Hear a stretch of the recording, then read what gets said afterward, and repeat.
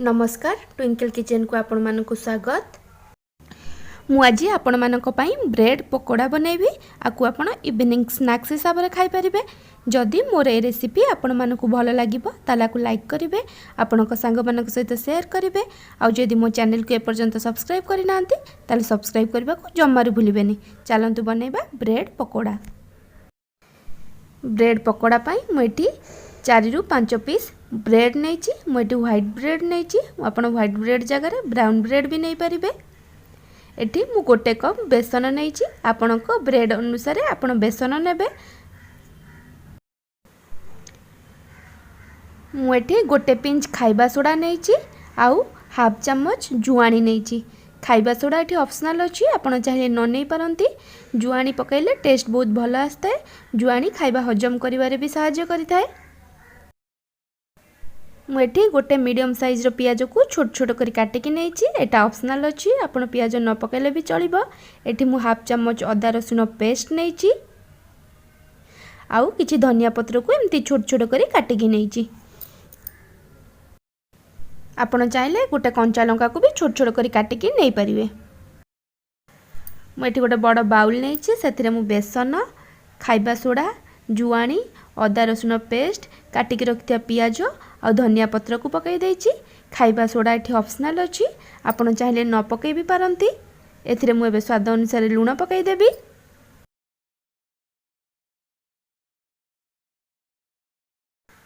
मु एथिरे एबे हाफ चम्मच लंका गुंड पकई देबी। आपण को जेतिकी राग दरकार आपण से अनुसार लंका गुंड पकेबे।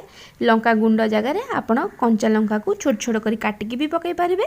एथिरे मु एबे 1/4 टेबल स्पून हळदी गुंड पकई देछि। हळदी गुंड ये ऑप्शनल अच्छी। एथिरे मु एबे अल्प अल्प पानी दे गोटे मिक्सर प्रस्तुत करबी।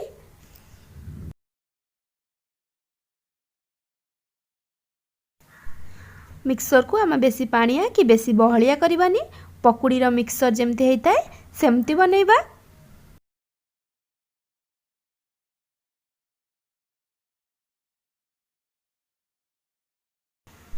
मु सबको भल भाव मिक्स कर देछि। मोर मिक्सर एबे रेडी हो जाइछि। देखि पारथुए बेसी बहलिया कि बेसी पानिया हैनी। मु एठी ब्रेड को नहीं, ब्रेड को मु मझिरु 2 फाळ कर काटि देबी। आपण चाहिले गोटा गोटा भी बनै परिबे। जदि आपण को ब्रेड रो साइड गुडा भल लागु नथिबो तले आपण साइड गुडा काटिकी भी बाहर करि परिबे। मु एठी ब्रेड को 2 फाळ कर काटि देछि। मु एथिरु गोटे ब्रेड नेबी। आकु मु भल भाबे बेसन रो मिक्सर रे बुड़ाई देबी। जेमिति बेसन रो मिक्सर ब्रेड रो चारिपट जाक भल भाबे कोट हे जिवो। देखि पारथुए मो बेसन रो मिक्सर भल भाबे कोट हे जाइछि। मु एठी पकुड़ी छाणिया पई तेल गरम होबा को रखिथिली। तेल मोर गरम हो जाइतिला। एबे जो ब्रेड को बेसन रो मिक्सर रे कोट करिथिली ताकु मु तेल रे पकई देइछि। गैस रो फ्लेम को आमे मीडियम रखिबा। आ पकुड़ी रो 2 पट जाक गोल्डन ब्राउन होबा को दबा। पकोड़ा रे गोटे पट गोल्डन ब्राउन हो गलानी। मु आको एबे लेउटै देबी। देखि पारथुए गोटे पट केते भल गोल्डन ब्राउन हो जाइछि। मु पकोड़ा रो आर पट को भी गोल्डन ब्राउन होबा को देबी।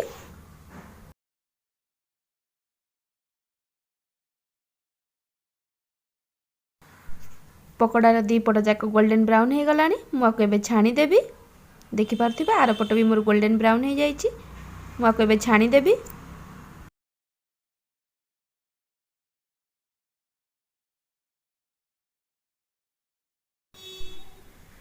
पकुड़ी की मुझे गोटे प्लेट रे छाणी देइछि। मु आपन को आ गुटिए पकोड़ा बनै कि देखै दउछि। मुझे गोटे ब्रेड पीस नेली, बेसन मिक्सर रे भल भाबे कोट कर देली। एबे मु आकु तेल रे पकई देइछि। 2 पट जाक गोल्डन ब्राउन होबा को देबी। मोर गोटे पट गोल्डन ब्राउन हो जाइतिला। मु आकु एबे लेउटै देइछि। आर पट को भी गोल्डन ब्राउन होबा को देबी। मोर 2 पट जाक गोल्डन ब्राउन हो गलानी। मु आकु एबे गोटे प्लेट रे छाणी देबी। एपरि भाबे मु बाकी पकोड़ा को बनै देबी।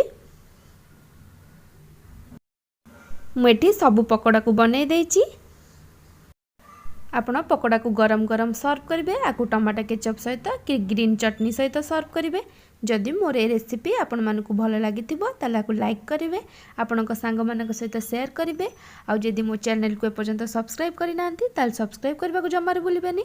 पाखर थिबा बेल आइकन टी को क्लिक करेंगे। Thank you for watching.